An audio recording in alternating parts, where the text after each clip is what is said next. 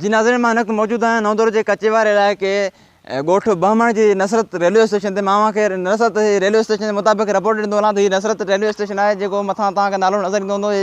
बिल्कुलु बि जेको आहे त तबाही जे किनारे पहुची विया आहे। हिन जा जेके दर आहिनि, दरियूं जेके चोर आहिनि, उहे लाहे खणी विया आहिनि। मां खे ॿुधाईंदो वञा त हितां जे जेके हिन रेल जो अपडाउन स्टाफ ख़तमु करे हितां जे 20 खां वधीक ॻोठाणनि खे जेको आहे सस्ते सफ़र खां महरूम रखियो वियो आहे। मां तव्हांखे वधीक अचे ॾेखारियां थो त हीअ रेलवे स्टेशन जेको आहे त तबाही वारो मंज़र ॾेई रही आहे। हितां जा जेके दर दरियूं ऐं हीअ आहे, ॾिसो तव्हां, मां तव्हांखे ॾेखारींदो वञा कैमरा जे अख में त हीअ टिकेट घर आहे जंहिंखे जंहिंजा दर दरियूं जेका पटे खणी विया आहिनि। हिन जे अंदरि मां तव्हांखे ॾेखारियां त हिन जे अंदरि जेके सूरतहाल आहे त हे बिल्कुलु बि जेको आहे त खटारा लॻो पियो आहे।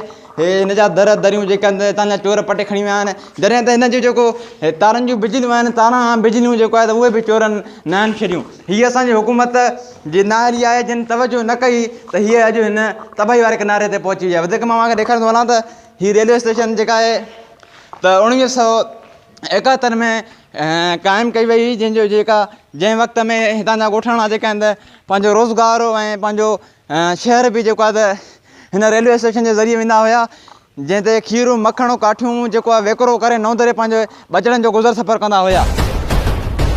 जी मां वधीक ॿुधाईंदो वञा त हिन रेलवे स्टेशन जे जेको आहे त तबाह थियण सां हितां जे ॻोठाणनि खे त न सिर्फ़ु जेको आहे त सस्ते सफ़र खां महरूम रखियो आहे, पर हिन जे तबाह थियण सां सरकारी ख़ज़ाने खे बि जेको आहे त करोड़नि रुपयनि जो नुक़सानु पहुतो आहे।